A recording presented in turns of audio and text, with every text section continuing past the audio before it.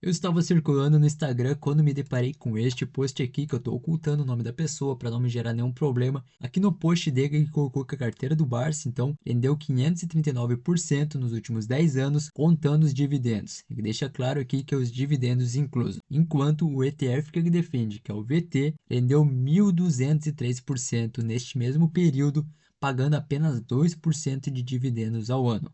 Logo, é um ETF onde tem empresas que optam por reinvestir a maior parte do lucro e não distribuir, como é a estratégia da carteira do Barsi. Aí aqui a gente tem um gráfico mostrando que a carteira do Barsi superou, por exemplo, Ibovespa, IPCA, CDI, mas nesse caso não chegou nem perto pro VT. E além disso, no post ele segue aqui dando a sua opinião. Como a gente vê aqui, ó, a gente tem um trabalho enorme para escolher boas empresas, a gente gasta tempo, dinheiro para botar essas melhores empresas na carteira, quando você tem um resultado pior do que só comprar um ETF como o VT ou aqui o WLRD11 que replica esse ETF original americano. Então, segundo ele, é muito melhor tu só comprar o ETF, por exemplo, o VT, e aí tu tem um rendimento muito melhor. A gente viu a rentabilidade que ele mostrou ali e que daí não faz o menor sentido tu investir em empresas aqui no Brasil enquanto tu pode investir numa moeda mais forte, num ETF que investe em vários lugares do mundo. Aí eu li isso daqui com muita atenção e pensei, bom, ele tem bons pontos, mas será que na prática realmente a rentabilidade foi tão superior assim?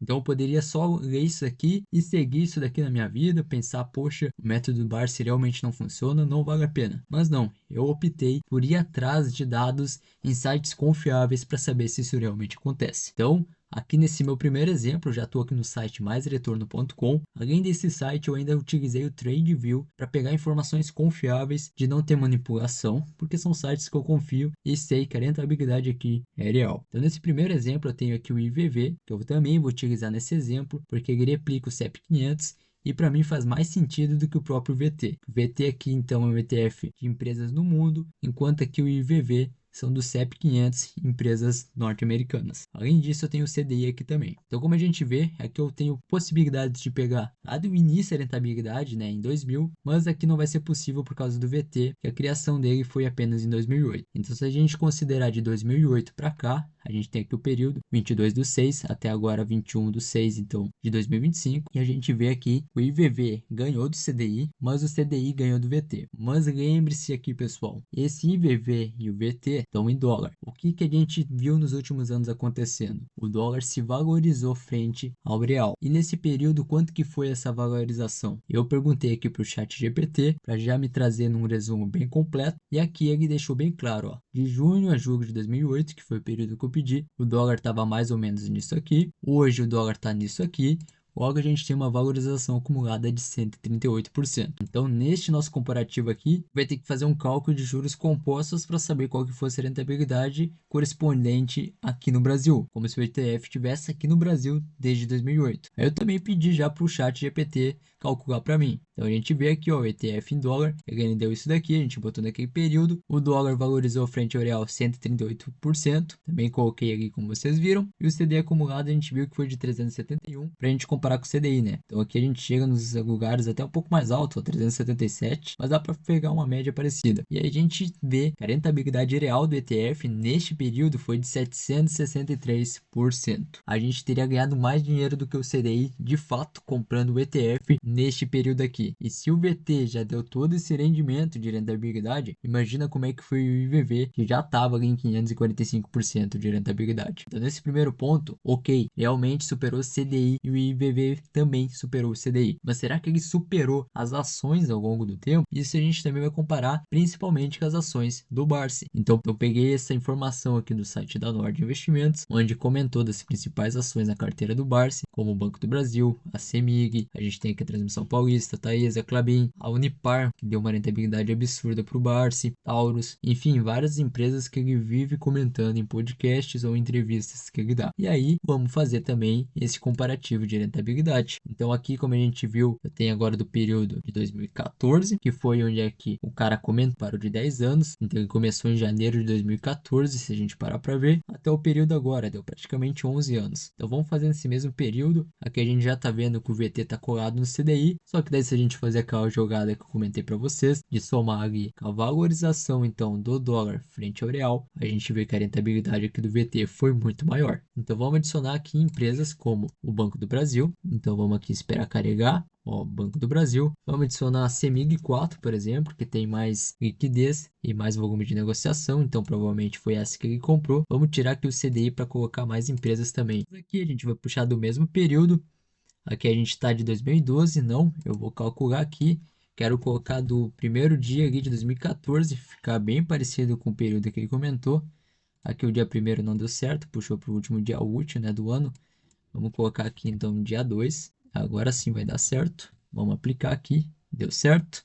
E vamos ver a questão de rentabilidade aqui. Então nesses últimos 10 anos, puxar um pouquinho mais para o lado aqui, a Suzano está em primeiro, daí Taesa, CEMIG, o IVV aparece logo na sequência, o Banco do Brasil e o VT. Agora a gente tem que fazer aquele cálculo para saber se teve a valorização maior do dólar frente ao real neste período, de quantos por cento foi. Então vamos puxar essas informações também. Mais uma vez aqui, para fazer o cálculo de forma mais simples, a gente vê que o ChatGPT já puxou o que eu perguntei para ele.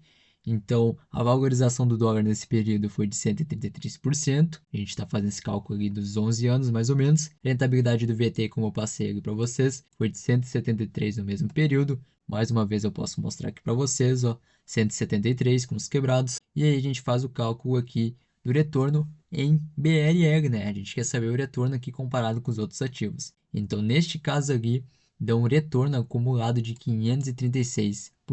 Aí, se a gente pegar aqui no comparativo, 536%, a gente já vê que ele superou praticamente todas as empresas, acabou perdendo apenas para Suzano. Então, se ele superou, imagina o IVV, que tem uma rentabilidade neste período em dólar de 300%. E a gente pode pegar e mostrar do ETF que a gente tem aqui na Bolsa Brasileira, que é o IVVB11. Então, nesse cara aqui, a gente consegue fazer algo bem legal, porque já é um ETF que a gente tem na Bolsa Brasileira. A gente nem precisa fazer esse cálculo. Então, vamos usar aquele de exemplo e olha só, como eu bem comentei com vocês, a rentabilidade foi acima dessas ações. Então, a gente fazendo aqui nesse prazo de 10 a 11 anos, a gente vê que realmente o VT rendeu, mas não foi aquele rendimento absurdo, como a gente viu na publicação. Aqui a gente fez o cálculo com juros compostos e mesmo assim o VT, claro, superou a maior parte das ações, mas ele não ganhou de lavada, como comentaram. E além disso, o IVVB11 tem um rendimento muito melhor, uma rentabilidade muito maior, e para mim faz muito mais sentido esse ETF do que o outro, né, o VT. Mas agora, pensando nesse prazo de 10 anos, a gente viu que de fato as ações brasileiras acabaram não tendo essa rentabilidade absurda, mas ao longo do tempo, uns 20 anos a gente pode fazer, 25 anos, vamos pegar o início dos anos 2000. Será que compensou comprar ações ou realmente os ETFs foram muito melhores? E aqui eu puxei de novo o IVV. Eu não consigo puxar o IVVB11 nesse exemplo, porque ele foi criado em 2014, se eu não me engano. Então não vou conseguir fazer nesse cálculo. A gente vai ter que fazer o cálculo ali de juros compostos mais uma vez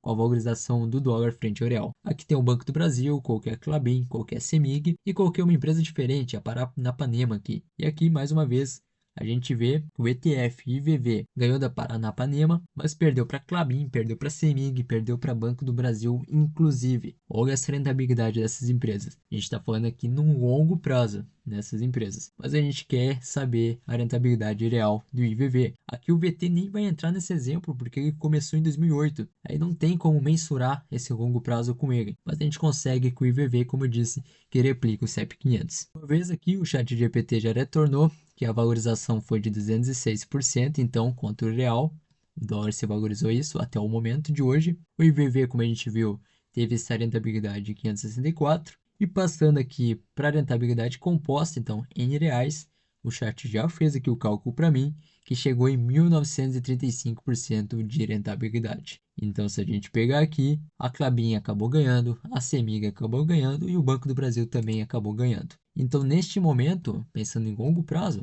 não compensou investir apenas em um ETF, porque selecionando boas empresas, elas acabaram superando. E aqui eu peguei o exemplo com essas aqui, mas se vocês ainda não estão contentes disso, vamos pegar outras empresas do método Barsi. Então vamos tirar o Banco do Brasil, vamos tirar a Klabin, vamos tirar a CEMIG, vamos tirar essa daqui que foi negativa, como a gente viu, o Barsi não acerta sempre. Vamos deixar essas empresas aqui, porque eu sei que esses períodos aqui ele vai encontrar, como a gente vê aqui, ó, período do ativo. Então está aqui, ó. E nesse exemplo aqui, a gente vê que a Eternit não teve uma rentabilidade muito boa. Pensando lá de trás, a Taurus conseguiu trazer uma rentabilidade superior ao IVV, Mas se a gente pegar aquele acumulado, que chegou quase aos 2.000%, não compensou comprar Taurus, mas a Unipar acabou ganhando de lavada aqui do IVV. Então, mais uma vez, fica bem claro que escolhendo bons ativos você consegue superar até mesmo o ETF deste aqui. O que fica aqui de aprendizado para gente? Que não é errado ter um ETF como o IVV. Eu prefiro ele do que o VT, a gente vê que uma rentabilidade melhor. E aí a gente pode mesclar na nossa carteira de ações. A gente não precisa depender somente da bolsa brasileira. É um risco, o dólar está ganhando valor frente ao real.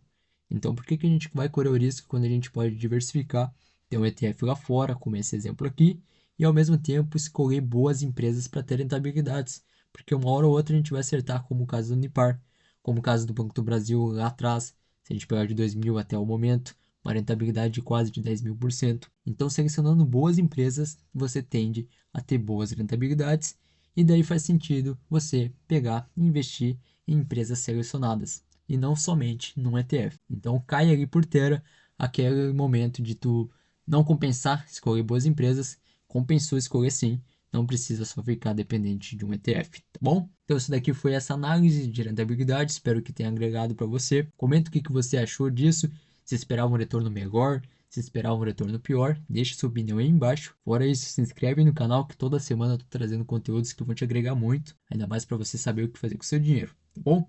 Então é isso, um forte abraço e a gente se vê no próximo vídeo.